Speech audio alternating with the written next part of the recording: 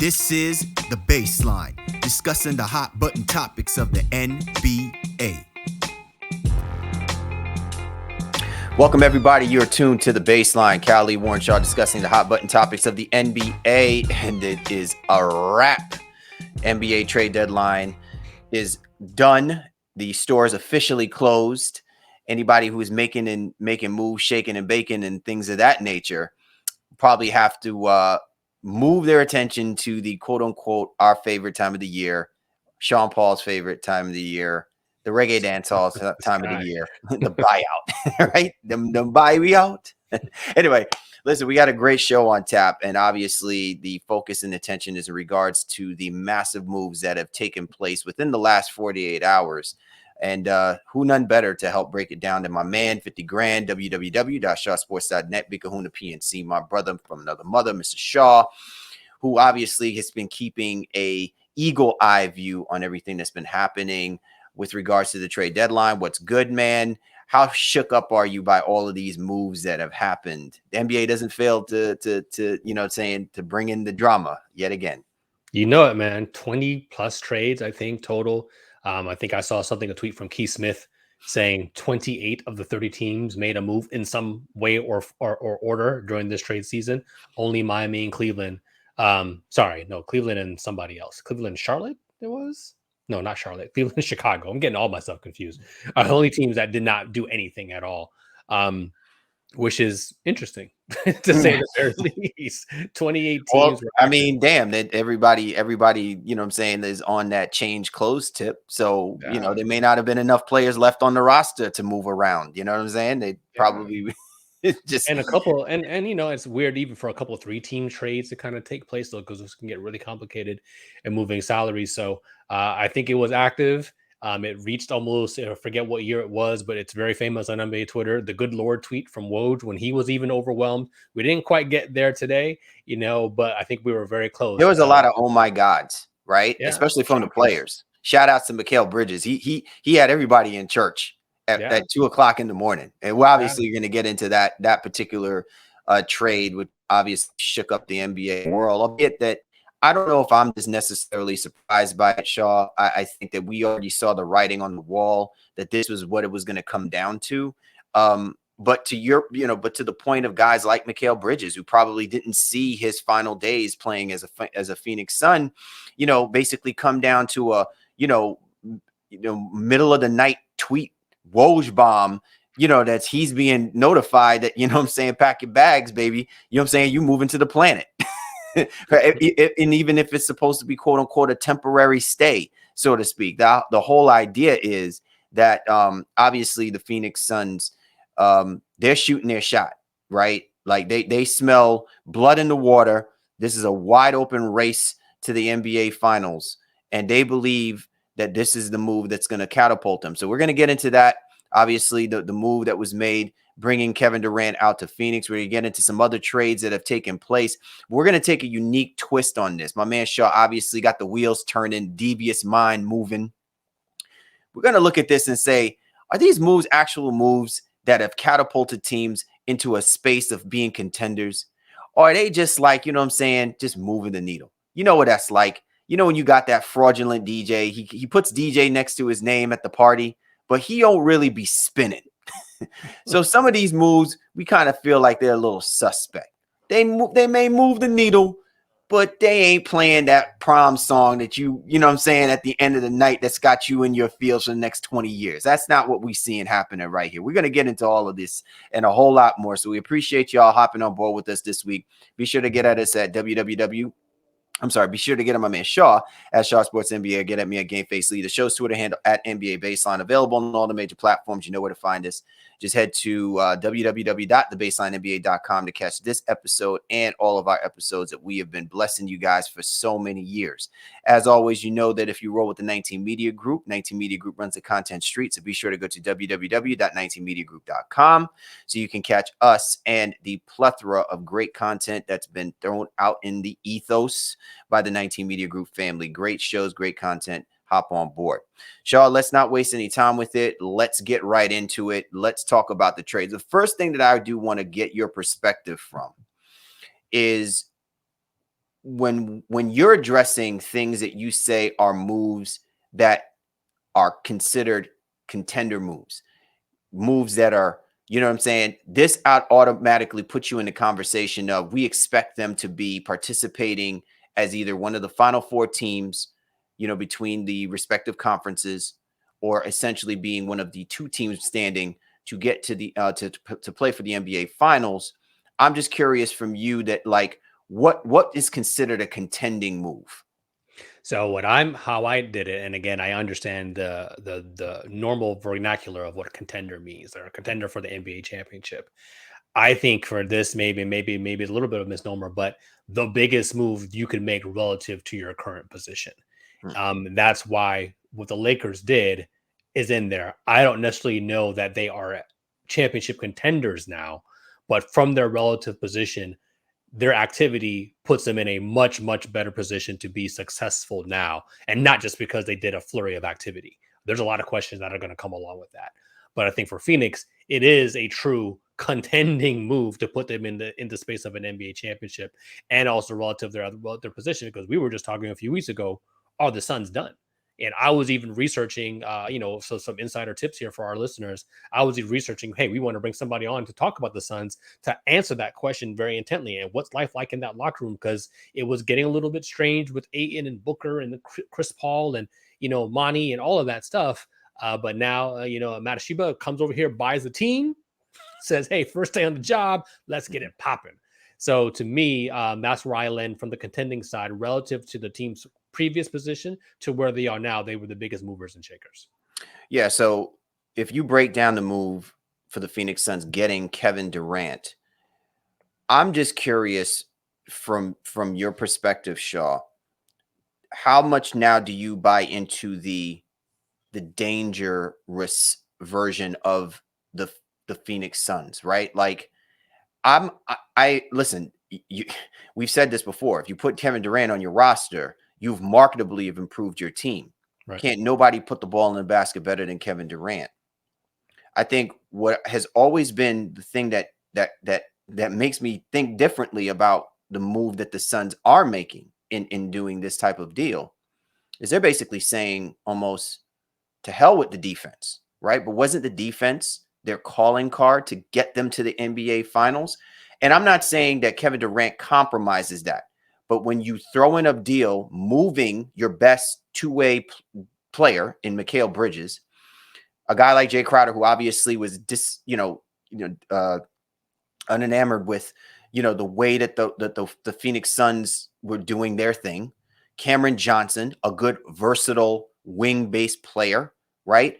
A lot of that lends to the moniker that having Monty Williams as the head coach means that this team, from a defensive perspective, has stepped up, and at some point their offense is going to catch up with it. So it's interesting to me that this move, while it's all Hollywood looking, I'm looking at the contrast of what the Phoenix Suns might be giving up if they believe that this is the best pathway forward for them to get to an NBA Finals again. So it woke me up in the middle of the night, or I shouldn't say it woke me up at all. I woke up and saw what the hell, like, many people did. And where Phoenix lands on this is they didn't have to give up any of their core pieces. You can say Mikal Bridges is a part of that core, but most deals, when Kevin Durant asked for the trade in the summer, DeAndre Ayton was the primary potential piece coming back to Brooklyn. They're thinking about some sort of sign and trade because Ayton's contract hadn't been done at that time. And for the Suns to keep CP3, Devin Booker, and Ayton intact and give up Bridges and Cameron Johnson as the core pieces of this. Crowder is a non-factor to them because he wasn't playing for them at all this year. The 4 first-round picks are obviously going to be significant, especially when you get to 27 and 29. But to me, Phoenix did what they needed to do, got one of the elite players ever in the history of the game for a pretty easy haul. Like, And let's not get it twisted. Yeah, let's not get this twisted. The Phoenix Suns hired a mercenary. Yeah, and right, he's under contract, right? Yeah. So I think you put him there for the next, was it 3 years? I think still left on his deal, maybe even 4. Yes, he's injury prone, and I think that's the biggest thing you have to worry about with Phoenix.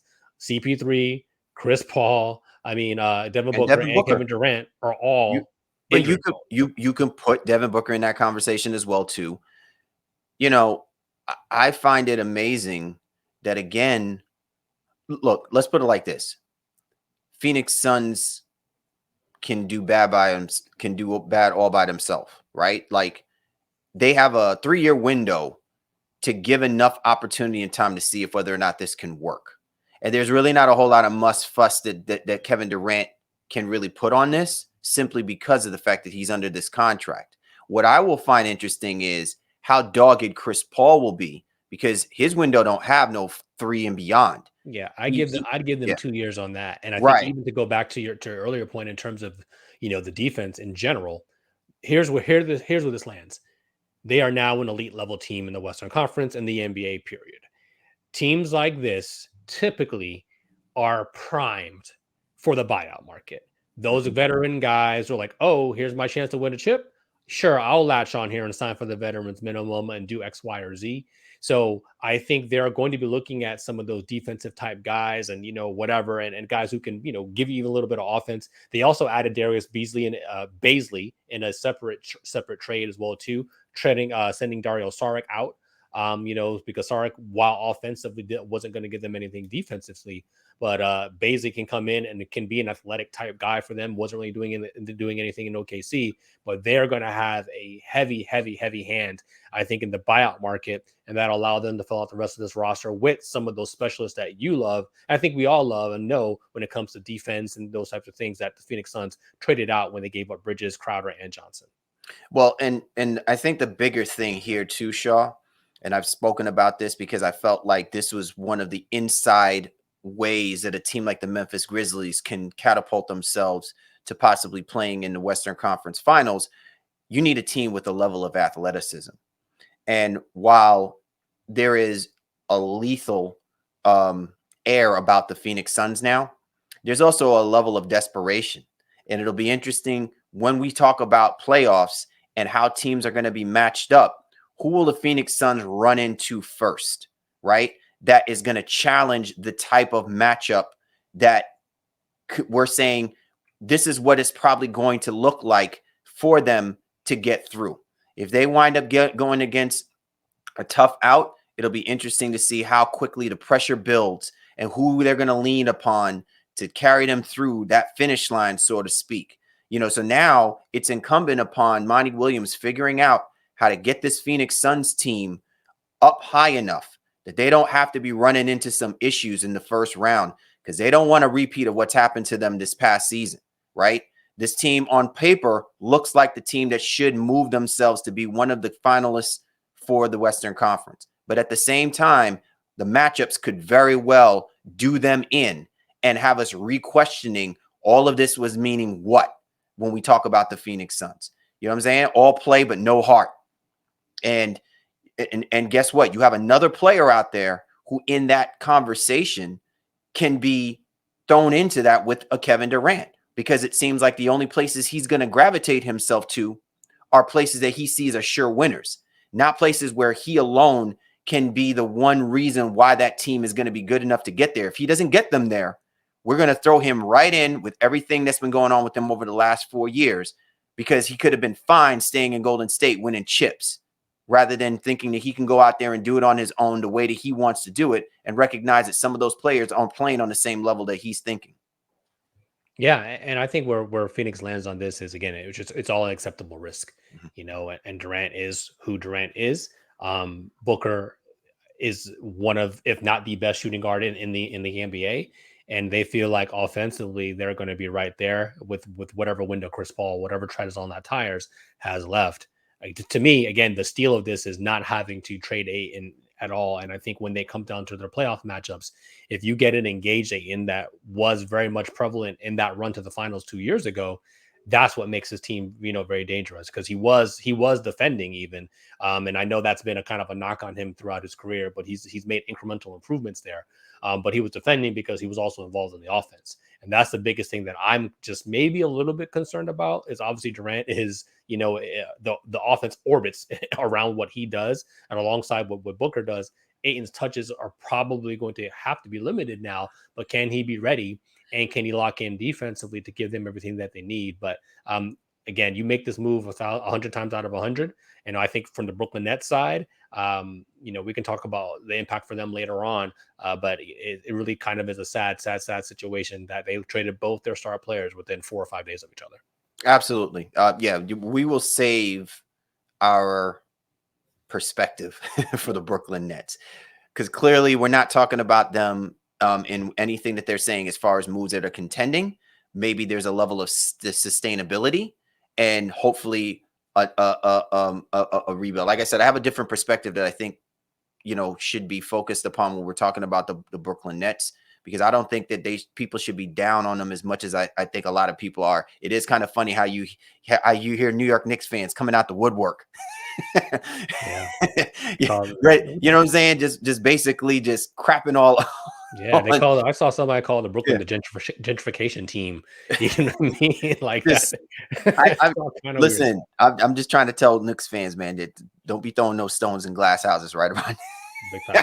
Last time I checked, that glass still shatters in New York. You know what I'm saying? You still got to walk them streets. Sir. Anyway, you're tuned to the Baseline. Callie Warren Shaw discussing the hot button topics of the NBA. And we are in our special trade deadline edition, discussing all of the crazy moves that have taken place. So, Shaw, let's go ahead and switch our attention. And you mentioned a little bit earlier about the Los Angeles Lakers. Lakers receiving D'Angelo Russell, Malik Beasley, Jared Vanderbilt.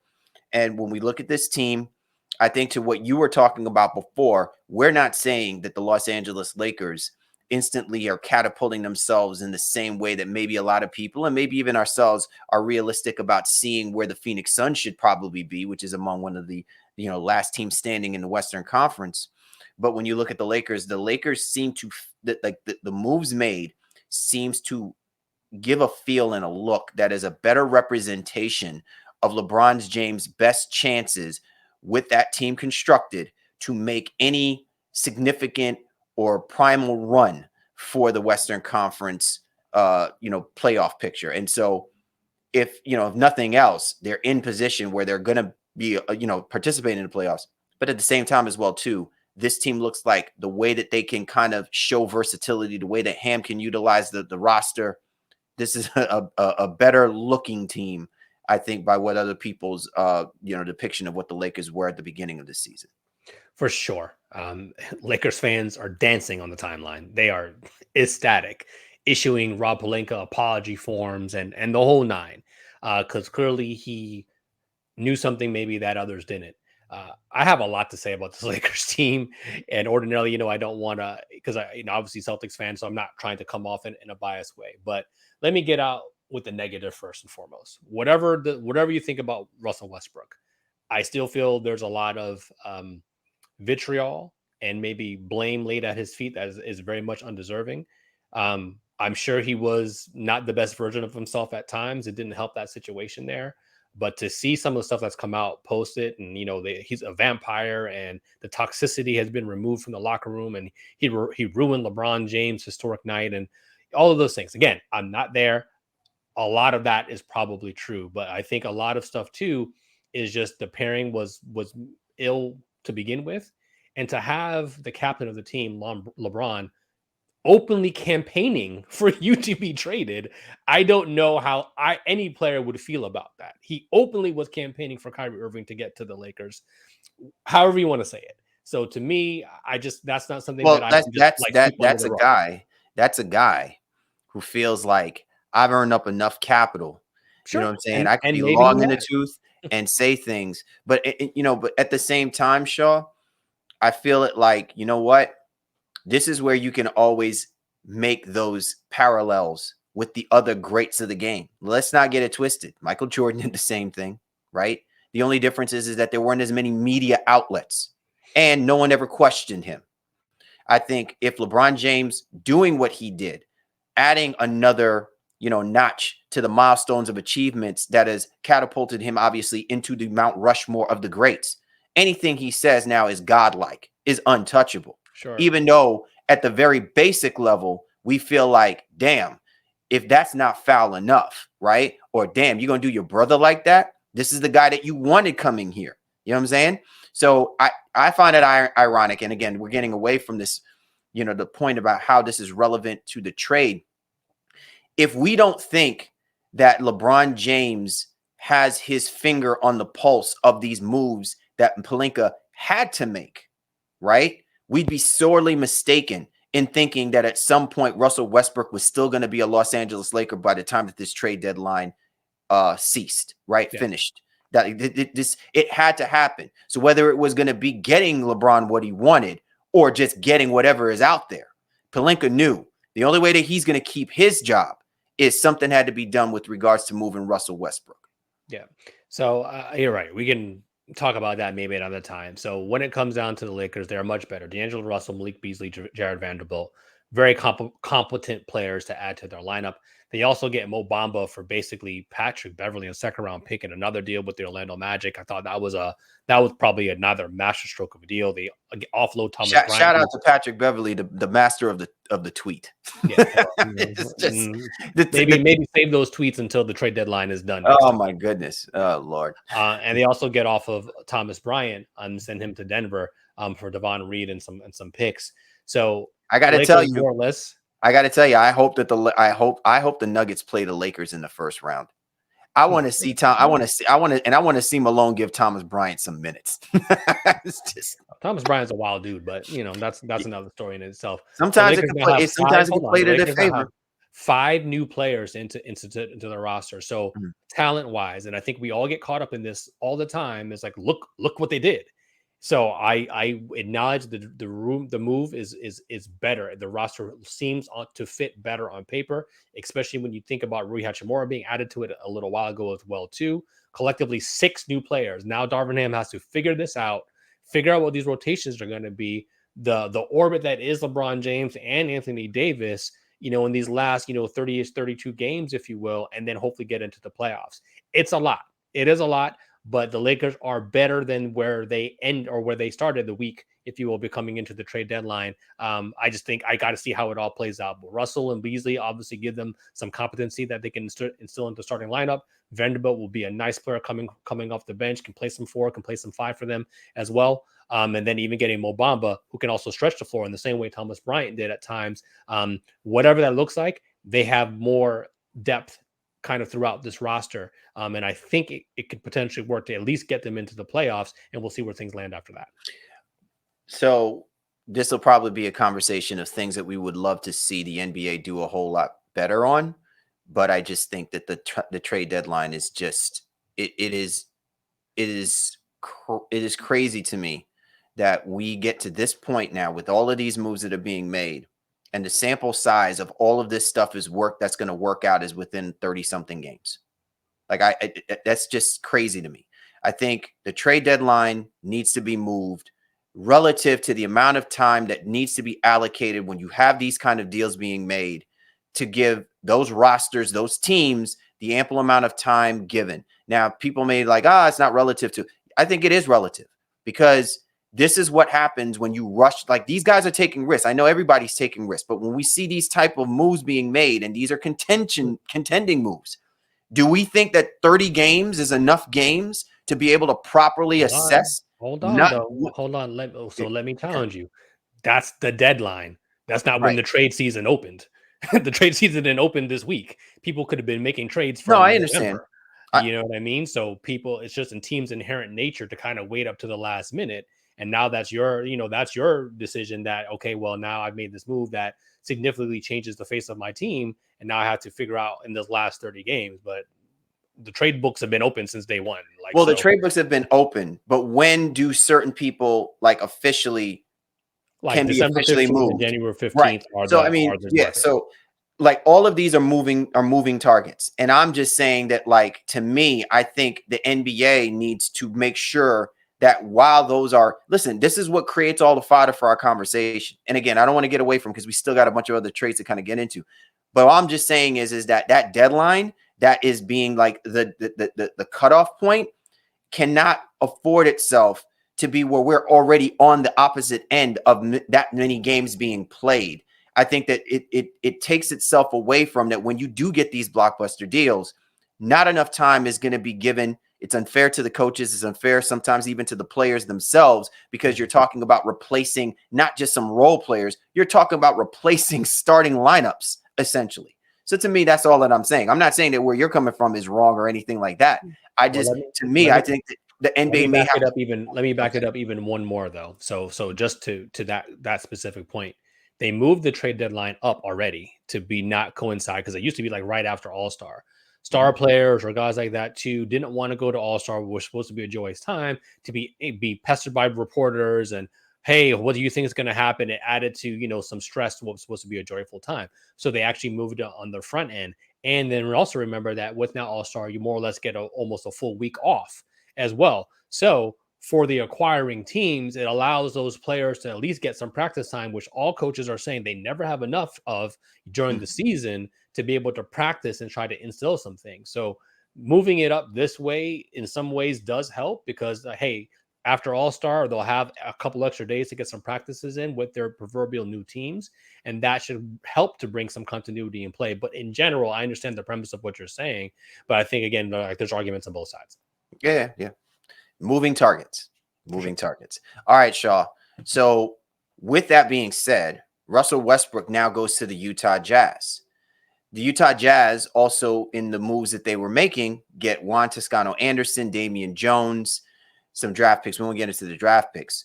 You have the Utah Jazz listed as this is a move that helps keep them in the conversation of being contenders or to contend, right? I challenge this. Are we still going to see that version of Russell Westbrook that was good? And, we're to take away the bad a little bit when it comes to the Lakers, because we understand that there were moving dynamics on that. But when we're talking about what Westbrook can bring to the table, because obviously we're going to talk about how Mike Conley got moved to Minnesota in a second. When we're talking about the Utah Jazz, is this a move that we buy into that Danny Ainge wants to see this season through with regards to his team? Yeah, I mean, I think, I don't think Utah, they're just kind of in the section because that's who they were involved in the deal. So I don't think they are a contending move in any capacity. What they did was open up time for Colin Sexton. Westbrook, by all reports, is not going to play one single minute for the Utah Jazz. They're going to buy him out. And, more than likely Westbrook heads to the Clippers or heads to Miami. But I think what Utah did is like, hey, let's free up some time for these young guys. We got Colin Sexton here, the young bull. Because of where we were with Conley, didn't make that move in advance. Sexton largely struggled for a good part of this year. First game, right after the trade deadline, puts up like 26, 5-5 or something to that effect. So I think Utah just wanted to free up the space, set Conley free, put him on his way. And then again, they were able to extract their first round pick from the Lakers for taking on Russ, but they will buy Russ out and he won't play a game in Utah at all. Is there another team who you feel like, what? They need this dude. Regardless of what people may think, he can be an asset to this team. Is there any other team that you can think of that Russell Westbrook, and I'm talking about teams that are in the conversation of the playoffs? I mean, everybody still feel like they're in the conversation. So again, other than the Clippers and Miami, which are the leaders in the clubhouse, Chicago also has interest because they're still not sure what's going on with Lonzo, if and when he will be back. So because the Bulls did not blow it up, they did not trade Levine or DeRozan, they may want to get into the Westbrook sweepstakes as well too when he's bought out by the Utah Jazz. So it's kind of a backdoor a contending move by moving it all, right? Yes. You're tuned to the Baseline. Cali, we're discussing the hot button topics of the NBA. All right. So earlier you spoke about the Denver Nuggets getting Thomas Bryant. To me, Shaw, if there's anything that we can say, what, to your point of the teams that are playoff wise, you labeled things that you consider as stranger things. For the teams that have not done anything or the teams that may have done something, you're just kind of throwing your hands up and like, really, is that all for fodder? Or is that like more so of, hey, you really could have done a little bit more if you're talking about, trying to keep up with the Joneses? No, I think Denver made a smart play. They also moved off of Bones Highland. That's the Clippers acquired him, if you will. To have somebody to be able to back up Joker is immense. I think, those DeAndre Jordan minutes were looking a little bit, dicey. So Thomas has proven himself to be a competent player, played really well in the AD absence for the Lakers, hence why he was a little bit upset. I mean, it's still Anthony Davis, bro, but he was upset that he wasn't getting as much time with Davis back. I don't know how much time he's expecting to see behind the two-time MVP, but at least there's a yield there, and he goes to a team that is arguably well, not arguably, is the better team in the Western Conference and has arguably a better chance to win an NBA championship. So I think it's a nice move for the Denver Nuggets to clear some unhappy people outside of on their roster, especially with the Bones Highland situation. You bring in Thomas Bryant, obviously not in the same deal. And I think the Nuggets are still going to be one of the contenders in the Western Conference for sure. All right, finally, Shaw, let's, the Minnesota Timberwolves, I mentioned them earlier. Obviously, the Utah Jazz has moved on from Conley. The Timberwolves get Conley. Russell goes over to the Los Angeles Lakers. It's kind of interesting to me because when you look at where the upside would be, you would still think that that's kind of leaning more towards D'Angelo Russell. So are we saying that Finch may want to rely more on the wily veteran to help guide the young, combination of Edwards and Karl Anthony Towns, to move this team, take that step forward? Or is it more so the idea that, now they really have to figure out what's going to take place here, and obviously, bring back the good old days with Conley and Gobert.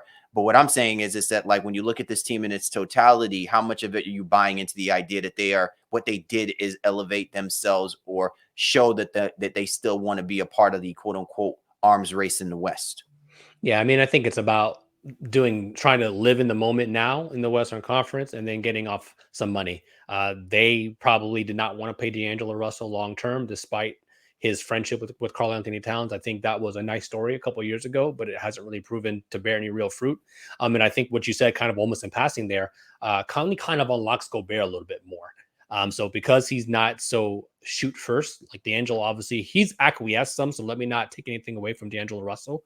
But Conley is a much more deferential. He's just an easier personality and somebody that I think is really, truly going to be looking to get everybody involved. And I think Gobert specifically is going to feed off of Conley being back there and bringing some continuity there. It also allows Anthony Edwards to take another step, I think, offensively. So to them, it's moving a little bit of the clutter out of the way, so to speak. Not that D'Angelo wasn't a good fit or wasn't a good dude, but Conley's just a little bit easier fit for them, and they can get off his money at some point if they don't want to coming up this summer. So it just frees things up for Minnesota long term and short term, especially with the Gobert pairing, with that familiarity that they had from Utah. So much going on, right? So with that being said, Shaw and I will now get into what we consider our needle movers. Oh, but by the way, I'm sure you guys are saying to yourself, we talked about the Suns, we talked about the Lakers, we talked about the Jazz, we talked about the Timberwolves, the Nuggets. Why aren't we talking about teams like the Warriors, like the 76ers? Didn't these guys make moves, like the Clippers? Well, did the moves that they make actually make those contending moves? Shaw and I are going to have to weigh in on that because that's what we do here on the Baseline. So don't go away. Got some bills to pay. And on the flip side, we'll talk about those moves from these prospective teams that we just mentioned. Were they contending moves or moves that just kind of like move the needle? Only so. You'll find out here on the Baseline. This awesome show that you are listening to is sponsored by Rich Kid Money Bear Clothing. The Bronx-based company represents 1990s streetwear with a modern twist. Rich Kid offers high-end quality clothing at reasonable prices. They have t-shirts, hoodies, sweatsuits, and more for men, women, and kids like me. You can check them out at richkidmoneybear.com and you can use the code 19media for a 15% discount. Okay, back to the show. And as always, this is a 19 Media Group presentation. We are back. Cal Lee, Warren Shaw, Baseline NBA podcast, and our special trade deadline discussion show episode that we appreciate you guys for hopping on board and listening to us. So Shaw, we talked about the contending moves and moves from teams that we feel like what they did really helped elevate them in that conversation, right? So now let's talk about the teams that we felt like we would have expected them to be making contending moves, but when we look at what was done, it just kind of moved the needle, just only so. Teams like the Milwaukee Bucks, the Philadelphia 76ers, the LA Clippers, Golden State Warriors, all of them, all in the conversations of participating in the playoffs. But all of them did moves that were meh. You know what I mean? Like, so let's talk about it. The Milwaukee Bucks, they figured out a way to get Jae Crowder. And while it sounds like getting a guy like Jae Crowder is exactly what they need, Jae Crowder hasn't played a lick of basketball at all for 2023. So who's to say that what he can contribute for Budenholzer's squad is enough for what is lacking for the Milwaukee Bucks to be, among the top teams again, to not maintain, but it's figure out a way to catapult themselves beyond the Boston Celtics in, as far as making this run one more time to get to the NBA Finals. Yeah, this is their PJ Tucker move from, X amount of years ago. Again, we don't know what Jae Crowder is currently. They've been enamored with him for quite some time. And it's a very Bucks-like move. Like, these are the types of players that they go after. We'll see. I just don't know enough about it right now. So that's why I'm not thinking it's something that's seismic, but this team is already very good. So it's not a knock. It's just because they didn't have to do a whole lot to improve. So I think it's an acceptable. So they're riding, they're riding on the roster that they currently have as being, good enough. Fine. And they just got to step up when it matters and not do anything at all. And they wouldn't really be hurt by it. So it's an acceptable risk for Milwaukee. Jae Crowder, if he's good and if he turns back into bubble Jae Crowder, where he's knocking down threes and playing hellacious defense, then hey, more power to you. If he's even 75% of that, more power to you. I just don't think it's a move that hurts them. So Milwaukee just did what they wanted to do in terms of getting a guy that really fits their style and their culture. And I think Crowder will be fine there in Milwaukee, and we'll see how it all plays out. All right. So now the team that I think you would expect, given how successful they've been, over the last few weeks, they ran into a buzzsaw with the Boston Celtics the other night, the Philadelphia 76ers. So they went ahead and they moved Matisse Thybulle, who I'm very surprised that, Doc Rivers could not find significant minutes to. I just don't understand how he fell out of, the rotation, so to speak, or the good graces, so to speak, of the Philadelphia 76ers, and that it was necessary for them to move him in order to get a guy like Jalen McDaniels, who I'm not knocking at all.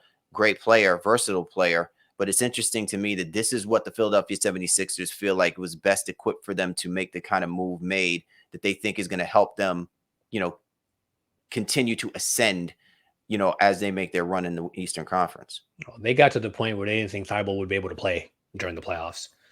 Just being a defensive guy who just really was an offensive negative, and was even afraid to shoot in some instances. So if I had known Jalen McDaniels was available for a couple of second round picks, I would have bought a team just to do that. Like, I think that was a pretty decent move. I think for the he was my young son, man. Like I said, and I maybe the Sixers will rue the day that they allowed this one to go through, but it's a shame because I really felt like he's a quality player. So I know that there's opportunity for him somewhere.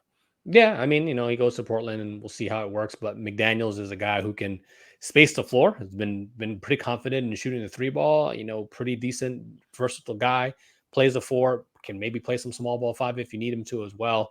And then gives them some insurance in case that PG Tucker thing doesn't really work out. So I like the move for Philadelphia, but another team that, as we said a couple weeks ago, them, Milwaukee, Boston, they kind of all did their work in the offseason.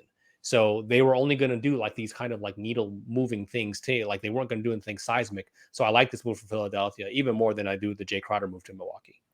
All right. So with that being said, let's go down and look at the Boston Celtics, right? The Celtics go ahead and they make a move and they get Mike Muscala from the OKC Thunder.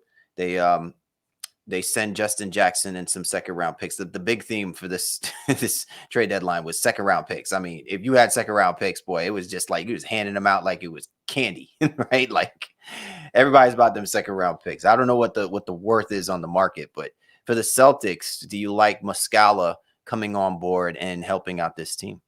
Yeah, he won't play a crap ton of minutes. I think of the three guys that we're talking about so far, Crowder, McDaniels, and now Muscala, he'll probably see the least amount of minutes on the floor for Boston. It's just that their bigs are either banged up or old, aka Al Horford, and they need some more insurance out there. The Luke Cornett minutes are spotty at best.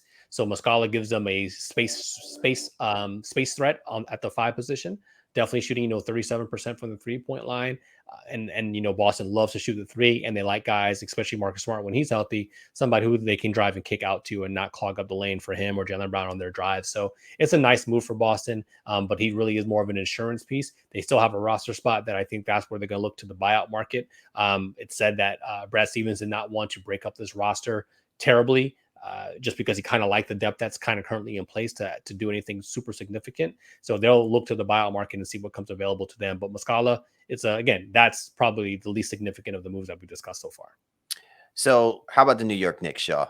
Don't you love it, man? This is all about, even though Villanova is not in New York, they're all about the Villanovas, right? New York is about all them Villanova players, right? Brooklyn got Mikal Bridges, and the New York Knicks wind up getting Josh Hart, former teammate with Jalen Brunson, or played the same school with Jalen Brunson. So as Jalen Brunson, I can't even get this the sentence out correctly. But what do we make about this play that the Knicks now getting Josh Hart? Again, nice move, but ain't really saying a whole lot.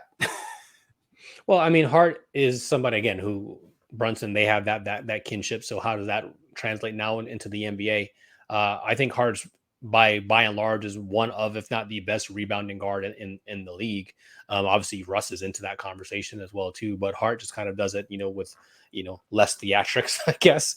And he's going to play hard. So I think he's somebody that Thibs is going to love. He's going to get a crap ton of minutes out there. Kind of an ultimate glue guy. It will probably put Grimes, to the bench here. I was imagining Hart would probably start, but it gives them some more depth coming off that bench potentially. So it's a nice move. It keeps Brunson happy as well too. But again, not significant, but still very a decent, solid move for the Knicks. I'm going to get another great rebounder in Josh Hart. All right, you're tuned to the Baseline. Callie Warnshaw discussing the hot button topics of the NBA. Continuing our conversation on the trade deadline edition of the Baseline. Golden State Warriors. I mean, look, no matter what the Golden State Warriors do, unless they were figuring out a way to bring back Kevin Durant, no move that they're going to do is going to incrementally make them great given the struggles. But they do get Gary Payton II back. They've sent away, James Wiseman. Obviously, they are done with that project. And they get a ton of second-round picks. Like as if that they say flipped. That they flipped immediately to get Gary Payton II. To get so that's like those deals kind of happened. And I was about to say, are they really gonna try to revisit this whole thing about assessing the talent, coaching up their talent? You know what I'm saying? It's just interesting to me. So what are we saying about bringing the old gang back? It's interesting because Juan Toscano Anderson was probably out there. I'm sure they could have thrown him in a bag of chips and send him back over to Golden State as well too. All of these dudes got paid handsomely to go elsewhere and have already been flipped back. It's crazy how this trade deadline operated. It really is. So the Warriors are very much a team that likes to keep continuity kind of in place. So Gary Payton valued himself and was able to go out there and get the bag from Portland, was been most likely largely injured most of the year. But the Warriors see what happens over there in Phoenix and say, hey, we may want to get somebody who can help us defend some of these larger wings out here in the Western Conference. So they bring Gary Payton II back over here in a deal after they traded for Sadiq Bey and flipped him to Atlanta, which I thought that was really interesting because when they got Bey, I was like, oh, snap. I thought they was like really kind of going in for it. But they figured they didn't really need much more offense added to their equation. So they go the defensive route and get Gary Payton II back, trading James Wiseman, which I never understand. I don't know what the Pistons were doing. But for the Warriors, it saves them like millions of dollars by getting off the contract of Wiseman because of the luxury tax situation. So they weren't ever going to use him. It just never was going to be a fit. So they found a sucker, I guess, to me in the Detroit Pistons who take him on and trade Sadiq Bey. Atlanta actually really comes kind of out as the biggest winner of that to me. I really like that move for the Hawks. But the Warriors get their continuity back with Gary Payton, and we'll see how that lands for them long term. But yeah, man, wild three-team trade. Wild three-team trade. And so then let's also focus our attention to the LA Clippers. A lot of wheeling and dealing and players moved, between them, the Grizzlies, the Rockets, also the Clippers, did a deal with the Charlotte Hornets.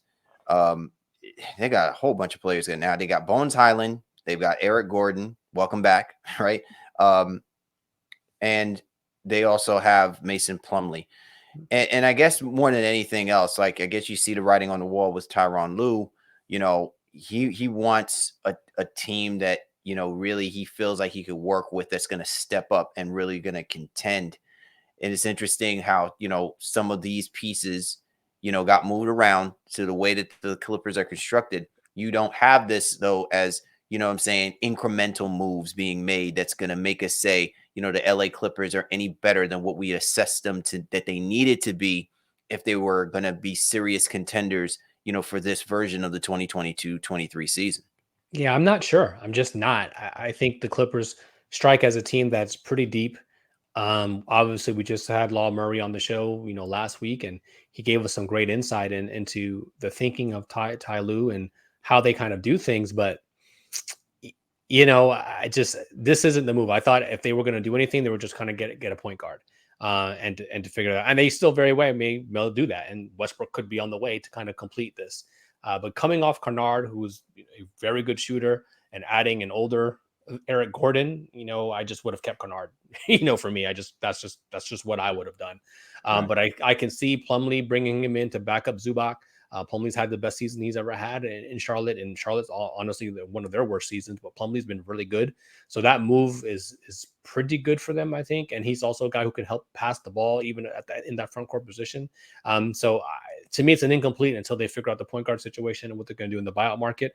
But Bones Highland, Eric Gordon, and Mason Plumlee, I don't know.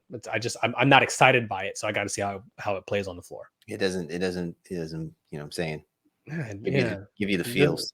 No, it doesn't. It doesn't at all. All right, Shaw. So before we kind of end things off, with regards to our assessment of this trade deadline, the moves that were made and stuff, you kind of highlighted regarding the stranger things, and I guess what really sticks out is the fact that no moves made by the Cleveland Cavaliers, no moves made by the Miami Heat. What do we say about those two teams with the throws of all these other teams threw themselves in the mix and made some kind of deal, make some kind of moves? What is that saying about those two teams specifically? Yeah, Miami specifically was rumored to be interested in a slew of players, and Lowry and even Max Strus to some degree were available. They kicked the tires on a lot. They wanted to potentially get Anunoby. Again, now they're still in the buyout situation. They may end up with John Wall because he got sent to Houston. They're going to buy him out. So they still may do something there, but I don't think it's the moves that they expected to make. They really wanted to prove at the 4 spot and the point guard spot, and neither one of those things happened. So, in Pat Riley, we trust. He wasn't able to kind of get it done, but we were saying the trade scenario, it always takes two to tango. And from the Cleveland side, really just thought they would have tried to make a move to maybe shore up the small forward situation. They'll just continue to ride it out with the Okoros and Dean Wades of the world, Karis LeVert, et cetera, et cetera. And I think that's what will probably limit them in terms of their ceiling this year. But maybe just nothing was available to them, when it came down to being able to make a move at the deadline. Look, all of these moves, Shaw, all of these moves. And I know that people's eyes are just really only going to be fixated on the two that really kind of sparked everything that, kind of sent this into a frenzy or a free fall. The move of Kyrie Irving going over to Dallas and, Kevin Durant going to Phoenix. But I'm going to hearken this to the very same thing that when this all said and done, I think it's going to be all of these other underlying moves that have taken place that I think are going to have more of an impact about how we assess what this 2022-23 season has really meant. I think it's going to speak more volumes about who teams are relying on to help, catapult them, to where they feel like they should be or they need to be. And I think the other thing as well, too, is what it speaks to is how team cohesiveness is playing such an important role in the decision-making process for some of these organizations about what they're trying to do to replace or add or to improve on some rosters. You can clearly see some teams. This is I don't want to use the word desperate, but it's definitely a reach on their belief that by putting this guy in, it'll replicate what the Golden State Warriors did when they had, victory, quote unquote, in the palm of their hands.